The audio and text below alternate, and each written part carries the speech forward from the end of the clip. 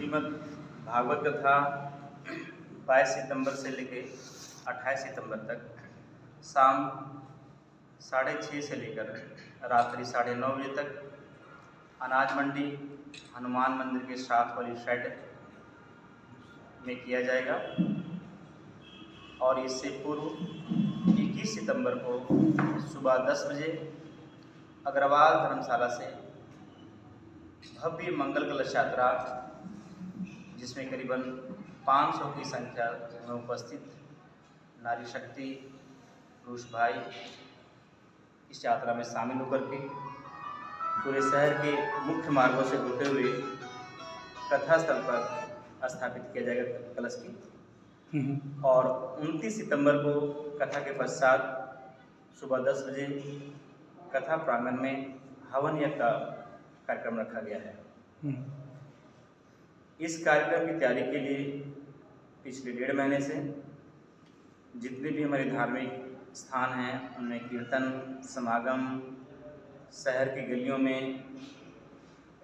संध्या फेरी के माध्यम से, स्कूलों में कॉलेजों में बच्चों को नैतिक शिक्षा के साथ साथ कथा का संदेश दिया गया। और अब तक अच्छी तैयारी चल रही है। प्रभु की दया से हमें विश्वास है कि शहर के लोग चढ़ बढ़कर इसमें भाग लेंगे और हमें आशा भी है। मैं सभी से निवेदन करता हूँ कि आप सब परिवार से पहुँचें और इस कथा का लाभ उठाएं। महाराज जी, बहुत से धार्मिक या सामाजिक संगठन हैं जो देश के लिए बहुत से अच्छे कार्य करता है। तो दिव्य ज्योति जागृति संस्थान जो है वो समाज को आगे बढ़ाने में, देश को आगे बढ़ाने में क्या विशेष कार्य जो है वो कर रहा है? दिव्य ज्योति जागृति संस्थान इंसान के अंदर एक संस्कार का प्रत्यक्ष प्रैक्टिकल रूप दे रहा है ब्रह्म ज्ञान के माध्यम से।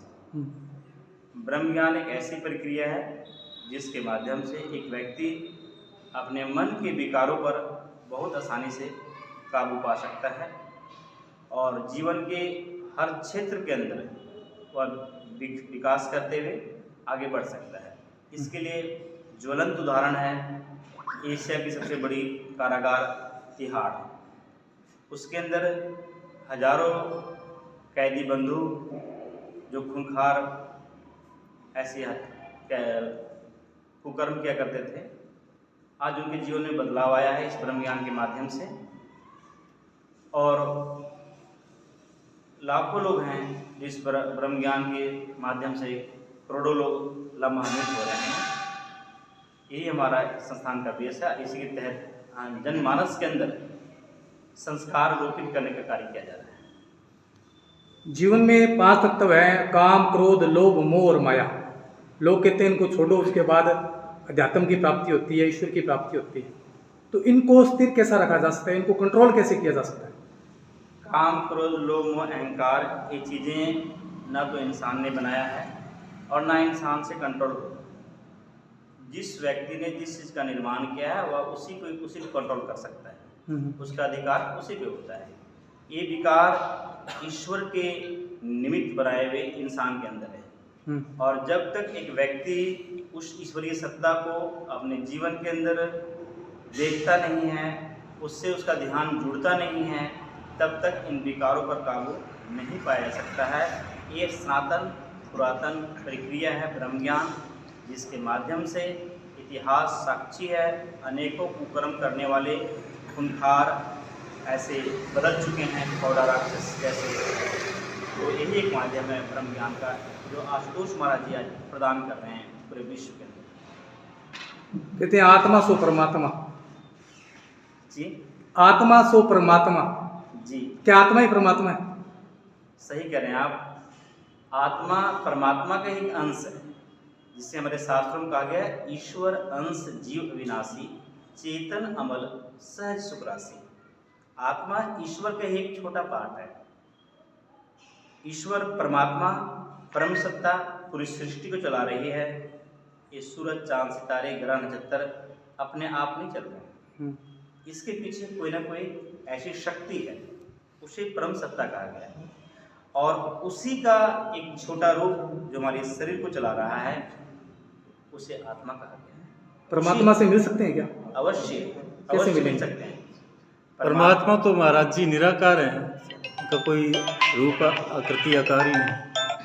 सही कह रहे हैं आप। शास्त्र के आधार पर परमात्मा के दो रूप बताए गए हैं, एक निराकार एक साकार। निराकार से वो साकार लेता है और साकार से पुनः निराकार में विलीन हो जाता है। तो जब वह सत्ता इस धरती पर आती है तो साकार रूप धारण करके आती है, इंसान को जनमानस को समझाने के लिए। जैसे प्रभु राम आए, ऋषि महाराज जी आए और समाज को सही दिशा दिए, धर्म की स्थापना की। और जब वह सत्ता निराकार रूप में होती है तो कण कण में विद्यमान होती है। और सबसे बड़ी बात, इंसान के शरीर के अंदर ही वह विद्यमान है। बशर्ते उस निराकार सत्ता से जुड़ने के लिए एक व्यक्ति के जीवन के अंदर वह तीसरा नेत्र की आवश्यकता है, जिसे दिव्य दृष्टि कहा गया है, जो एक पूर्ण गुरु प्रदान करता है।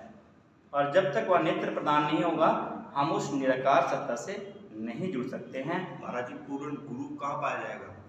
पूर्ण गुरु पहचान क्या है? बहुत अच्छा सवाल किया आपने। और पूर्ण गुरु की पहचान जितने भी हमारे धार्मिक शास्त्र हैं, वेद से लेकर के कुरान, गुरु ग्रंथ साहिब जी महाराज, गीता, रामचरितमानस, सारे ग्रंथों में पूर्ण गुरु की पहचान के बारे में बताया गया है कि गुरु वही है जो इंसान के अंदर ईश्वर का दर्शन करवाता है। जैसे शास्त्रों को हम लें तो कहते हैं अखंड मंडलाकारम व्यापकम एनः चराचरम तत्पदम दर्शितम एनः तस्मै श्री गुरुवे नमः। कि जो खंड ब्रह्मांड में समाई हुई सत्ता का दर्शन करवाते हैं, तत्पदम उसी समय, तस्मै श्री गुरुवे नमः, ऐसे गुरु को नमस्कार है।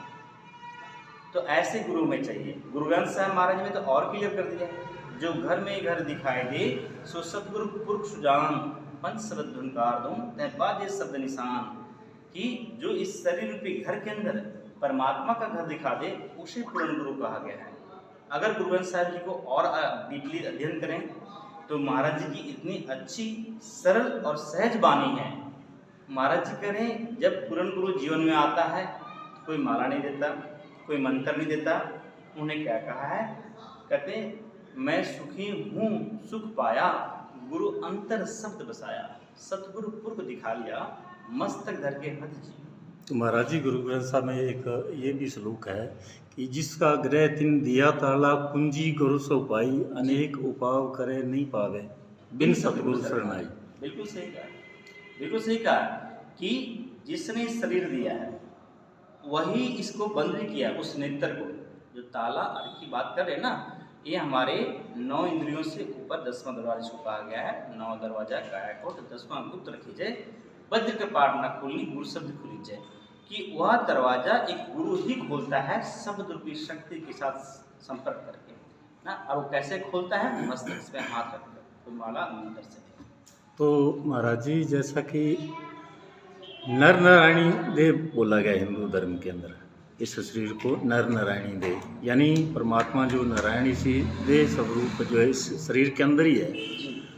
और नाद जो शब्द होता है, शब्द स्वरूप, हाँ जी, वो असली रूप परमात्मा का है, वो शब्द रूप में व्याप्त है पूरी दुनिया में, कण कण में विराजमान है। और ईसाई धर्म में उसे वर्ड कहा जाता है, हिंदू धर्म में नाद, और इसमें गुरु ग्रंथ साहब में तुर्की वाणी भी कहा जाता है। तो इस प्रकार इस सब का मकसद तो एक ही है। चीज़ तो सब धर्मों में, सब संतों महात्माओं ने एक ही चीज़ की व्याख्या की है कि परमात्मा जो कण कण में व्याप्त है, शब्द स्वरूप है, और इसी शब्द के सहारे ही पूरी दुनिया खड़ी है, और उसी ने इस धरती का, इस पूरी सृष्टि का निर्माण किया है। लेकिन असल में जो दिक्कत आती है कि गुरु अब किसको माने, गुरु की परख क्या हो सकती है? वही है कि वह गुरु जो उस शब्द रूपी शक्ति का दर्शन करवा करके हमारा ध्यान को जोड़ दे, उसे पूर्ण गुरु कहा गया है। पूर्ण गुरु की पहचान ही है जो उस शब्द रूपी शक्ति जिसे पूरी सृष्टि चल रही है, शब्द धरती, शब्द आकाश, शब्द शब्द। तो महाराज जी जैसा डेरा सच्चा सौदा है या राधा स्वामी डेरा व्यास है, तो जहाँ उनके लोग जाते हैं, उनके शिष्य बनते हैं, तो वो एक दीक्षा देते हैं जिसे नाम शब्द बोला जाता है। तो आपका जो दिव्य ज्योति जागृति संस्थान है, यहाँ से भी कोई इसी प्रकार की कोई नाम शब्द दिया जाता है या कैसे दीक्षित करते हैं अपने शिष्यों? आपके सवाल एक द्वंद्व है इस सवाल में। आपने कहा कि धीरज जो सदा है वो नाम देता है, दीक्षा देता है। नाम अलग है, दीक्षा का अर्थ अलग है। दीक्षा का मतलब है देखना, नाम तो एक नाम शब्द है। गुरु, पूर्ण गुरु देखने और दिखाने की बात करता है।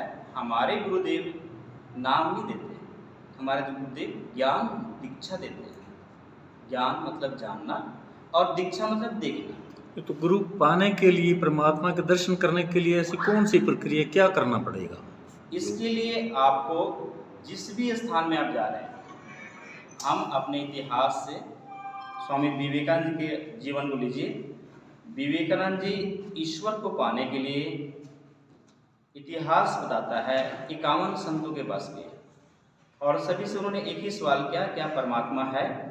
अगर है तो दिखता क्यों नहीं है, मिलता क्यों नहीं है? और जो दिखता नहीं है, मिलता नहीं, मैं कैसे मानूं कि वो ईश्वर है?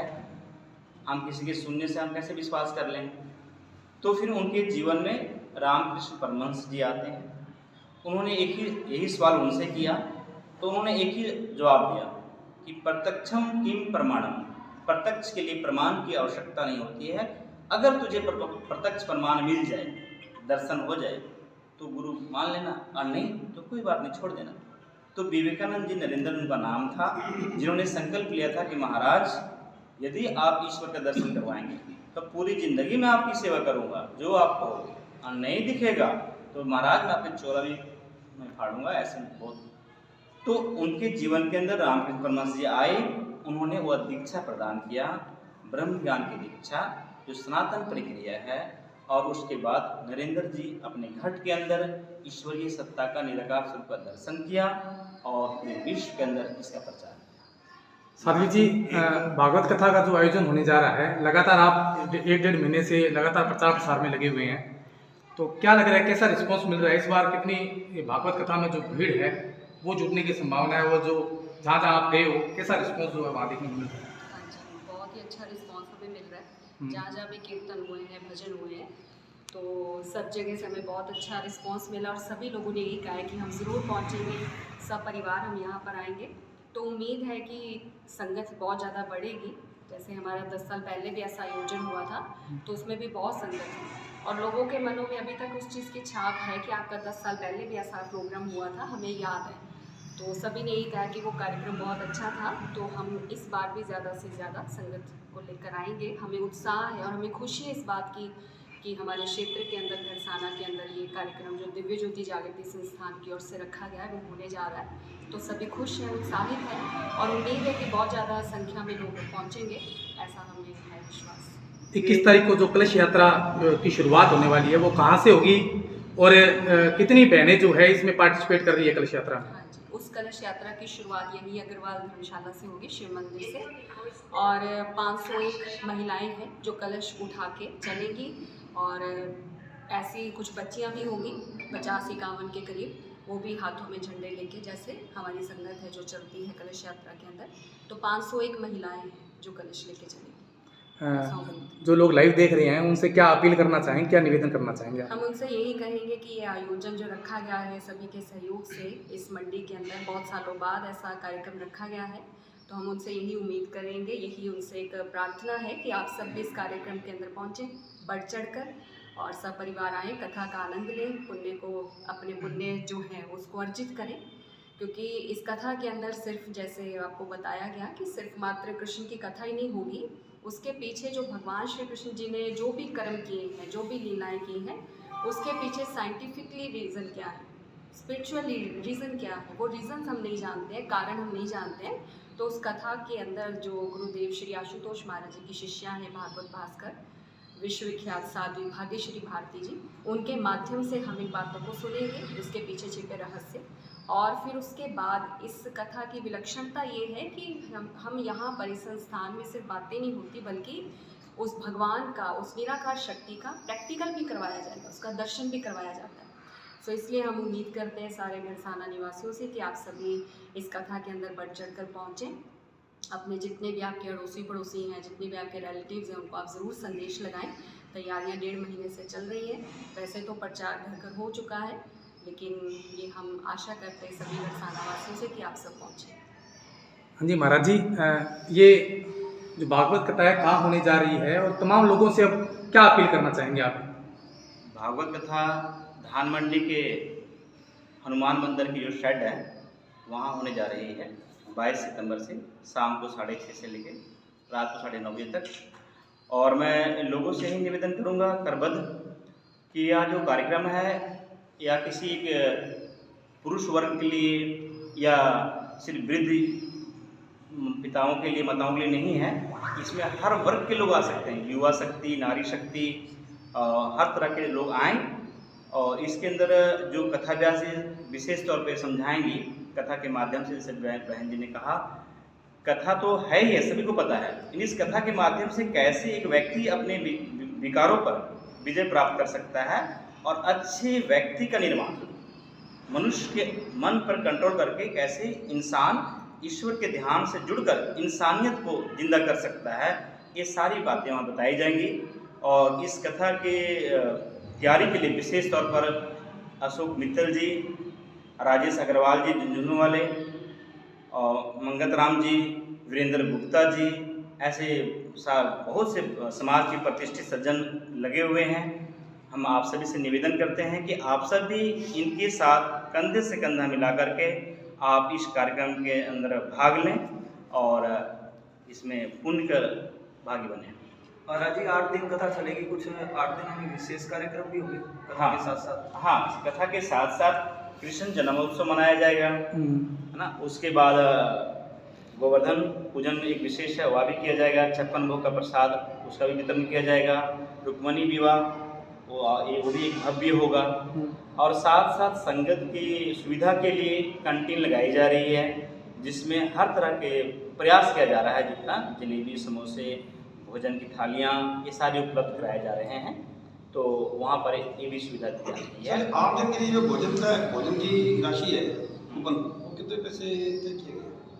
कूपन की राशि आपके मंडी के सारे प्रमुख प्रबंधक जितने भी हैं उन्होंने बैठक किया था, और उन्होंने जो रखा है समोसे का वो 10 रुपये का रखा है, और चाय का भी 10 रुपये का रखा है, जलेबी का 280 रुपये का रखा है, और थाली जो है जिसमें रुमाली रोटी जो विशेष होगा। और यहाँ पर इसके कारीगर नहीं हैं आपके इस क्षेत्र में, हमें विशेष तौर पे पंजाब से हम बुलाए हैं, होशियारपुर से। और रुमाली रोटी, चावल, सब्जी, दाल और एक मिष्ठान में कुछ भी होगा, हलवा या खीर, हर दिन अलग अलग, तो उसका 50 रुपये की रखा गया है। यह आपके जो कमेटी मेंबर जो अपने यहाँ अनाज मंडी के, उन सभी के। हाँ, उसके अलावा अग्रवाल धर्मशाला में फ्री भोजन है, उसमें हमारे सेवादार, बाहर की संगत कभी भी आकर के भोजन कर सकती है। आप सबका स्वागत है। विशेष तौर पर कथा में आप सब परिवार सहित पहुँचें और इसका पूरा लाभ लें, जीवन को सफल बनाएं। आप गरसाना के निवासी हैं और हम सौभाग्यशाली हैं कि दिव्य ज्योति जागृति संस्थान के द्वारा एक बहुत ही अलौकिक और दिव्य श्रीमद् भागवत कथा का आयोजन होने जा रहा है। आप निवासी हैं यहाँ के, क्या अपील करना चाहेंगे? मैं सबसे यही प्रार्थना करना चाहूँगी कि जो यहाँ पे जो संत समाज है, जो पिछले 1 से 1.5 महीने से लगा हुआ है मेहनत परिश्रम करने के, कि सब लोग इकट्ठे हों और ये जो प्रोग्राम है, दिव्य प्रोग्राम है श्रीमद् भागवत कथा का, तो मैं यही कहना चाहूँगी कि हम सबका सहयोग से ही हम इसको मतलब बहुत अच्छे से प्रोग्राम को मतलब उन्नति की तरफ लेके जा सकते हैं। तो मैं सबसे यही प्रार्थना करूँगी कि हम सब इसमें बढ़ चढ़ कर हिस्सा लें और इस प्रोग्राम को उन्नत करें। Thank you. धन्यवाद।